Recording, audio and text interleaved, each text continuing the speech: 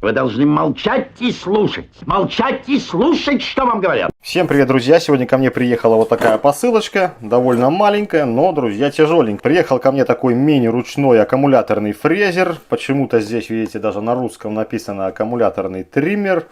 Ну, не знаю, как будет правильно, мне кажется, правильно все-таки будет фрезер.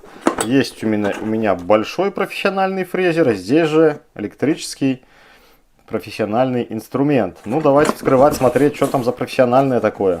Приехала тушка, друзья, без аккумулятора. Значит, нас встречает инструкция. Давайте сразу обратим внимание на инструкцию. У нас заявлено DRT50S, то есть модель нашего фрезера. Что мы здесь видим в инструкции? В инструкции видно, что у нас должно комплектоваться тремя сменными цангами, то есть на 6 мм. Под фрезы на 6,35 мм и под 8 мм. Значит, обороты у нас меняются от 3 до 30 тысяч. Ну, тут длина инструмента, питание 18 вольт, то есть у нас аккумулятор а-ля Makita. Дальше, что мы видим здесь? Особо ничего не видим. Аккумулятор установить так, работать при такой-то температуре. В принципе, никому это и не нужно. Ага, походу на родном аккумуляторе у нас должен быть индикатор заряда. Но поскольку мне приехал этот фрезер без родного аккумулятора, следовательно, этого у нас не будет. Кнопочка включения-выключения. Как, что, куда. Ну что, давайте смотреть. Все, это было... А, нет, еще вот здесь есть картинки. Ну, смотрите, эти все картинки для большого, уже я бы сказал, профессионального фрезера, такой, как у меня есть. А по нашему маленькому фрезеру особо-то и ничего нет. Так, все, смотрим, не тянем. Достаем наш фрезер. Такая штуковина довольно увесистая, я бы сказал. Вот, друзья, наш фрезерок. Значит, это, я так понимаю, у нас регулировка по высоте, без всяких ограничителей. Почему так? Здесь, я так понял, есть место под шпонку, а здесь у нас никакого места, никакой шпонки, друзья, нет. За это я бы сразу даже дал минус, потому как она у нас не должна крутиться. И наша шкала, вот эта вот шкала, тоже непонятно в чем она, друзья, отградуирована. На глаз тут по 3 мм идет градуировка, я надеюсь, вам видно. Да, она такая, высечки такие, или вырезки, или зарезки, зарубины, как бы назвать. Ну вот, что она не имеет своего места. И смотрите, какой фокус. То есть она крутится как душе угодно. А я так как бы уже не люблю работать. То есть фокус в чем? Что мы что-то там фрезернули, допустим, на такую глубину, да. Мы отпустили. И нам надо вот постоянно как бы искать положение. А не сделать вот прямолинейно. Бах, поджали и дальше поехали.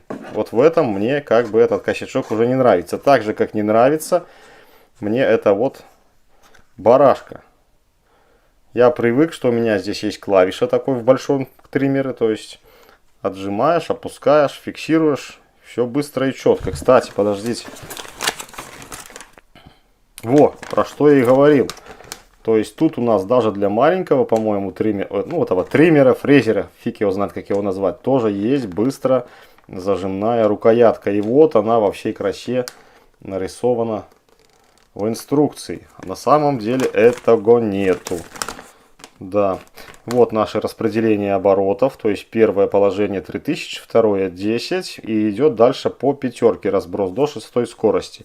Это все мы с вами, друзья, конечно же, проверим. Вот, но пока на первый взгляд вот такие вот косячки, которые мне нравятся, я вам показал и указал. Да, интересная штуковина.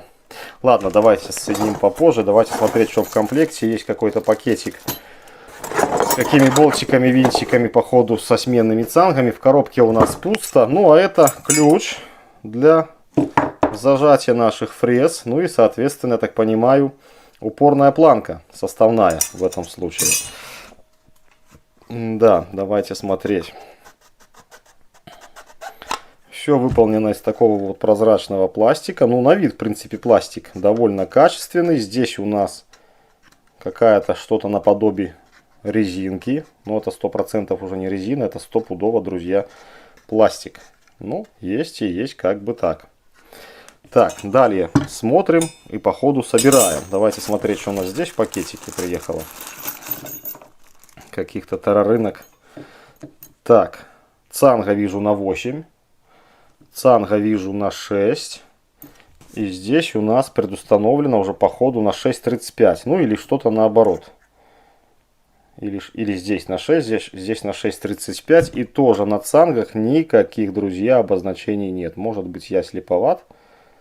Никаких обозначений буквально нет. Где 6 по крайней мере, а где 6,35. Так, ну да ладно, есть у нас винт. Вот такой вот лемешный винтик с квадратиком под барашку. Есть какая-то одна шайба, друзья. Есть какая-то фиговина, которую я, честно говоря, не знаю, куда и применить. Так, давайте соберем мы упорную нашу линеечку. Вот, здесь есть у нас место под регулировку и, соответственно, под барашку, под этот вот винт. Ну, давайте сразу мы его сюда и вкрутим. Посмотрим, как это у нас все будет работать. Так, это есть. По ходу это мы вставляем сюда там каким-то манером. Регулируем там, допустим, сколько нам нужно. Ну, конечно, ниже, чем стол, мы никак это не поставим. Разве что нам надо фрезеровать где-то тут вот будет край. Хотя, с другой стороны, если тут будет край, так, вот эта упорная планка. Ну да, мы можем подъехать сюда, поэтому можем поставить как бы немножко и ниже. Так, хорошо. По всей видимости, сюда у нас становится, поскольку тут паз и квадратик туда топится, то у нас сюда становится наш этот винтик и зажимается барашкой вот этой. Тогда вопрос остается открытым. Хоп. Смотрите, фокус какой. То есть получается у нас здесь квадрат, а здесь отверстие. И этот квадрат упирается в отверстие. Так, вот теперь я понял, для чего здесь эта шайба, походу. Бросаем сюда шайбу, кладем упорную эту планку и пробуем опять зажать. Хоп. И у нас уже ничего не болтается. Болтается. Сильнее немножко поджал. Да, короче, хрень. Ничего не работает как надо. Не зажимается. Еще сильней. О, кое-как. Ну это, блин, надо такую силу применить. Я бы тоже это отнес к маленькому минусу. Так, две цанги мы с вами посмотрели. Друзья, а куда эта вот штуковина? Короче, я не знаю, куда эту штуковину впихнуть. Может быть, под болт-барашку вместо шайбы. Ну, я не знаю. Друзья, кто знает, куда эта штуковина, напишите мне, пожалуйста. В инструкции, как мы видели, ее нет. Нигде ее нет. И куда ее применить, я не знаю. Или она сюда устанавливается каким-то макаром. И работает как линейка. Короче, я, друзья, не знаю. Сейчас попробуем, что получится. Да не, фигня какая-то получается. Это точно не сюда. Поэтому, кто знает, куда эту штуку запихнуть, обязательно пишите мне. Чтобы это знал и я. Так как я просто без понятия, куда и что и как. Опять еще раз покажу. Так, все. Ладно, это мы с вами посмотрели. Давайте теперь что сделаем? Посмотрим упорную нашу стопорную вот эту штуковину. Как мы видим, стопорит она не особо туда. То есть есть люфт. И люфт, если я, наверное, ключом буду крутить, то люфт, ну, хотя не знаю, на пару раз, может, и хватит. Вот таким образом у нас происходит зажатие нашей цанги. Вот наша цанга на 6,35 по ходу. Нет, на 6, скорее всего. Да нет, на глаз все-таки 6,35. Здесь все довольно качественно выполнено. Сразу на ощупь чувствуется, что здесь у нас установлен бесщеточный двигатель. То есть на корпусе у нас так и написано BL Brushless движок. Ну и здесь у нас, ребята, есть регулятор скоростей. То есть по инструкции у нас, видите, первое 3000, а шестое положение 30 тысяч. Вот первое 3 и шестое 30. Опа! А шестого-то положения нет. Ну, это трындец. Ну и для кого эта инструкция? Да. Короче, не знаю. Ну, в любом случае, сейчас мы с вами подожмем гаечку и все эти скорости промеряем. Что-то мне тут этот нисходняк с инструкцией вообще не нравится, друзья. Не забываем отпускать фиксатор. Так, видите, он остался в зажатом положении. Надо руками немножко провернуть. Так, здесь у нас есть кнопка включения и кнопка блокировки. Странно, обычно я видел, что здесь кнопочка подсветки, а не блокировки. Да, и подсветку я вижу. Ну, давайте проверим, что нам это все дело покажет. Устанавливаем аккумулятор, соблюдаем технику безопасности. Сам он не запустился уже хорошо. Включаем. Видите, не включается. Все-таки это, друзья, кнопка блокировки. А включается он, видимо, вместе с подсветкой. Разблокируем. Ага, ты смотри, кнопка блокировки и есть подсветка. Ну, блин, вот поймите, китайцев. Запуск.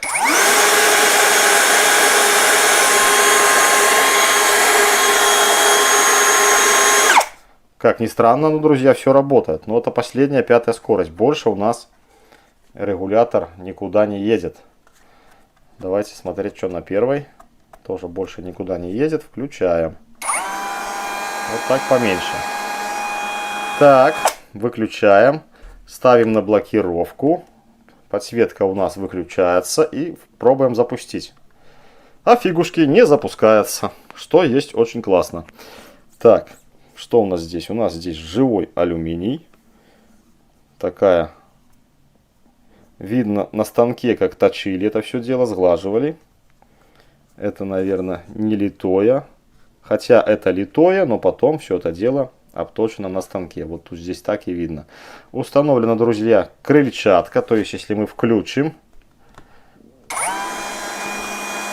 у нас отличный поток воздуха. И тем самым у нас будет во время работы вся эта пыль раздуваться. Но вопрос, где... Ага, вот. Вопрос отпал сам собой. То есть, вот у нас заборники. Раз пыль будет раздуваться, то в эти заборники она будет всасываться и оседать у нас где-то внутри. Тем самым будет забиваться двигатель. Это тоже не есть хорошо. Ну ладно. Так, не снимаю. Ставим первую скорость. Первая скорость. И смотрим, как оно у нас идет по слуховым и вот этим отметкам. Первая.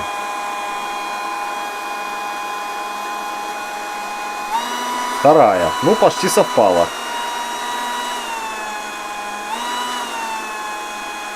Вторая. Третья. Видите уже где. Четвертая. А 4-я с 5-й вот рядышком. И все. И все. Больше скорости не меняются. Значит, что сейчас сделаем? Сейчас берем лазерный тахометр. Клеим на гаечку как раз нашу метку. Ну и что? И смотрим обороты. Так, стоит у нас 1-я скорость. Мы давайте так, наверное, поставим. Подсветка включили. Подсветка такая, посредственная. Хотя, если что-то делать на столе, вам, конечно, наверное, не видно. Хотя я вижу, что немножечко видно. Но так, в принципе, подсвечивает. Нормально, хорошо, отлично. Так, давайте включаем и пробуем смотреть. Включаем наш лазерный тахометр. И погнали. 1-я скорость. Так, как же все-таки мне регулировать? Наверное, все-таки так. Тогда включить неудобно. 1-я скорость.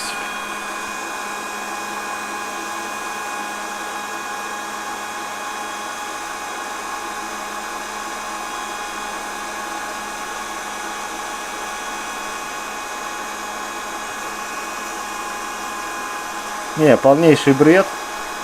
То есть мы имеем на борту уже, считаем, 12500. 2-я скорость. 2-я скорость у нас 14600. 3-я 17200. Четвертая. 21800. И последняя, пятая. 24500.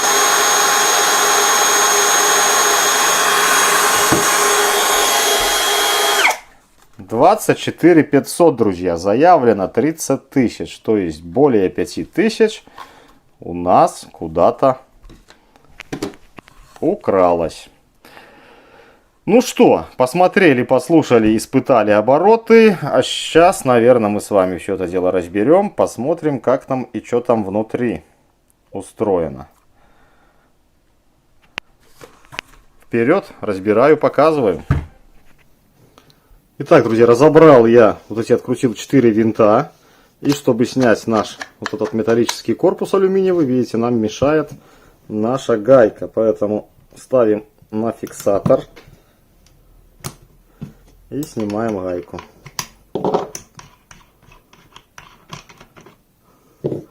Как всегда, фиксатор у нас сам не отходит. Надо крутануть валом. Обратите на это внимание. Так, разбираем, снимаем. Вот такая алюминиевая отливка, как я и говорил, с проточкой на токарном станке, либо на фрезерном. Здесь у нас внутри есть посадка под подшипник. Подшипник в какой-то пластиковой крышке. Давайте попозже разберем, посмотрим. И у нас опять здесь 4 винта. 2 из которых я видел, а 2, видите, скрыто. Поэтому, кто будет разбирать, имейте в виду. Так, ну что, раскрутил. Давайте пробовать разбирать. Так, кнопочки у нас остались здесь. Ну, пластик, что можно сказать про пластик? Пластик, конечно же, классный. Вот точно такой пластик, в принципе, и у Хаймера. И у остального там 99% инструмента. Есть у нас такая вот, друзья, плата с 2 кнопками. С разъемом. Ага. С разъемом, конечно. Разъем, по-моему... Разъем припаян намертво. Несъемная штуковина. Давайте ставим это все дело на место. А на место это что-то не ставится. Почему не ставится? Потому что не тем боком. Вот, установили на место. Ну, что мы здесь наблюдаем? Площадка под аккумулятор. Пайка ручная. Здесь, в принципе, все классно припаяно. Все провода. Имеется контроллер с регулятором оборотов.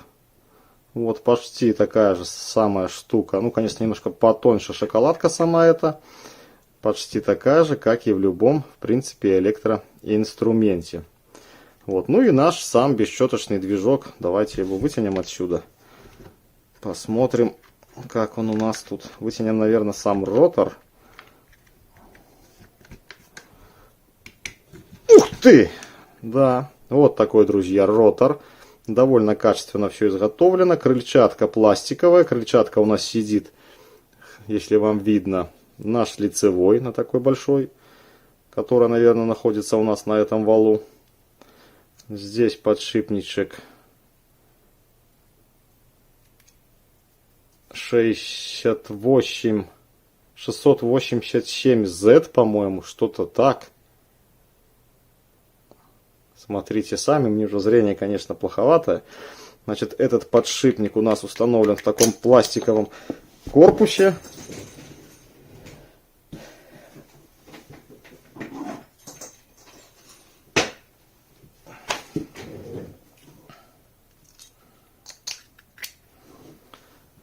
Значит, этот большой подшипник у нас установлен в таком пластиковом корпусе. Давайте снимем, глянем.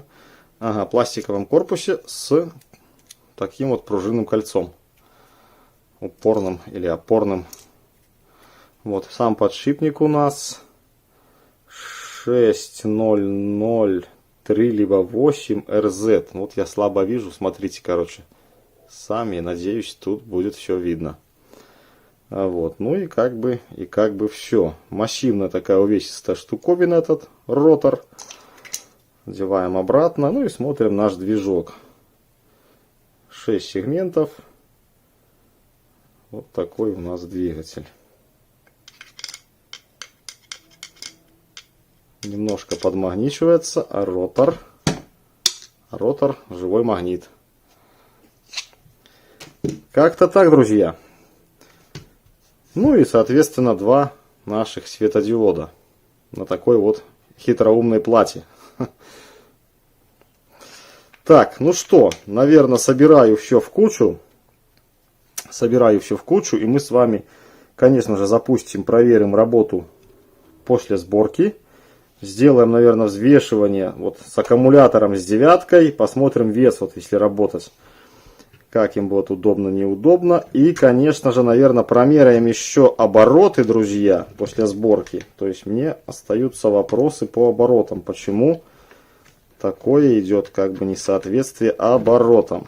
Поэтому я хочу проверить еще раз обороты после сборки, то есть первую и пятую скорость. Это у нас получается 12500 и 24500. Посмотрим, что-нибудь поменяется, либо не поменяется у нас. Так, все, здесь я все установил. Собираем. Так, друзья, собрал я все в кучу, и я вам обещал сделать взвешивание со всеми этими причиндалами. Поэтому сейчас мы с вами с аккумулятором, вот с этой всей байдой свесим его. Аккумулятор у меня девятка, 9 ампер-часов, то есть довольно такая массивная и увесистая штуковина получится. Включаем наши весы и смотрим. 2 килограмма, ну почти 100 грамм. Да, такая штуковина нелегкая. Ну а теперь будем тестировать обороты после сборки-разборки, вернее, после сборочных работ. Я уже здесь наклеил нашу отражаечку. Как мы помним, у нас на первой скорости 12400 оборотов было. Вот давайте мы это и проверим. Включаем наш тахометр. Включаем. Подсветочка светодиодная уже работает. Это хорошо, это радует. То есть одновременно тем самым мы сняли с блокировки. И включаем.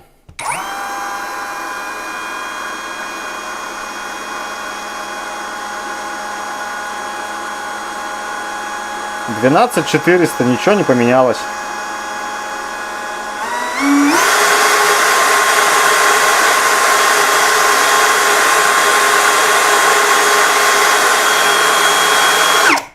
Ну, было при первом замере 24400, сейчас у нас 24600. В принципе-то ничего не поменялось. Вот. Но все-таки 5500 оборотов они куда-то съели.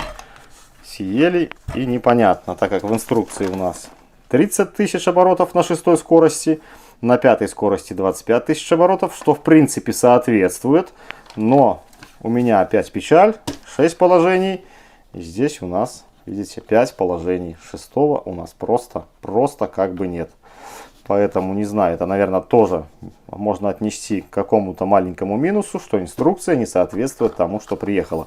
Все, сейчас ждем, друзья. Для вас буквально секунда, для меня, не знаю, неделя, наверное. Найти и купить какую-либо фрезу. Ну, или маленький наборчик, не знаю, так как я пользуюсь большими фрезами и большим профессиональным фрезером. А это у меня, как вы понимаете, в первый раз. Ждем. Ну что, настал, друзья, день и час, как мы будем тестировать наш вот этот вот ручной аккумуляторный фрезер. Значит, у меня заготовочка здесь лежит березовая. Скажу вам честно, один пазик вот такой вот, ну, миллиметров 9 глубиной, я уже сделал на сосне. Посмотрел, что сосну режет просто, друзья, на ура. И решил показать на березе, то есть на более твердом материале. Но березка у меня немножко сыроватая. Ну, давайте посмотрим, что да как получится. Так, давайте я, наверное, буду резать отсюда, чтобы вам было лучше видно. Погнали.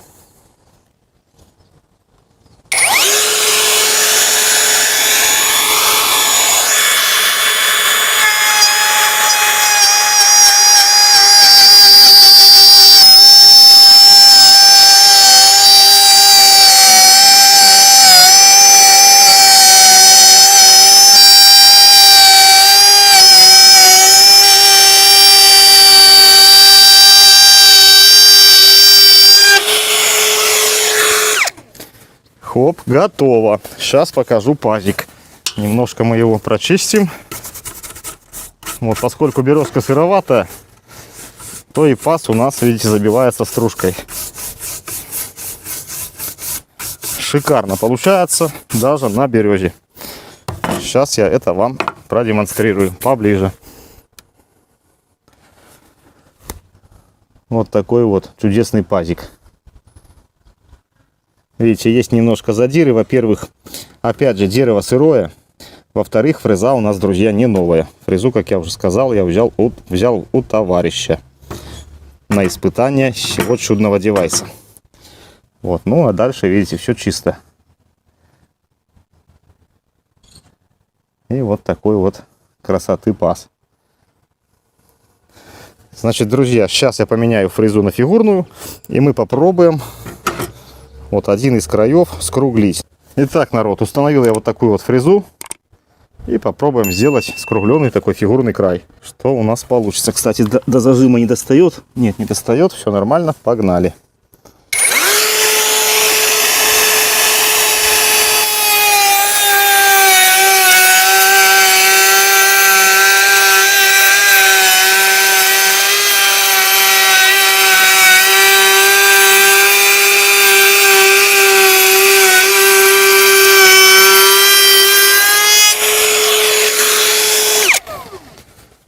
Вуаля! Получили шикарнейший результат. Все просто гладко, красиво, как на заводе. Но сделано в домашних условиях, так сказать. Так, покажу ближе эту красоту. Вот так у нас все получилось. Нет слов, просто шикарно. Опять же, фреза не новая. Одолжил фрезы у товарища. Вот, друзья. Ну, что можно сказать по данному чудо-агрегату. Данный ручной аккумуляторный фрезер я считаю вполне себе работоспособным. Вот, могу смело его рекомендовать. Значит, на просторах AliExpress я видел большое, друзья, количество одинаковых фрезеров под разными брендами. Не знаю, не могу отвечать за начинку. Значит, начинку я вам показал данного фрезера. Вот. Ну и ссылочку в описании я дам именно на этот фрезер, который у нас, как вы видите, no name. Нет у него названия, ни племени, ни рода. Ну а на этой положительной, так сказать, ноте я хочу с вами попрощаться. Всех благ, крепкого здоровья. Ну и до новых встреч. Пока-пока.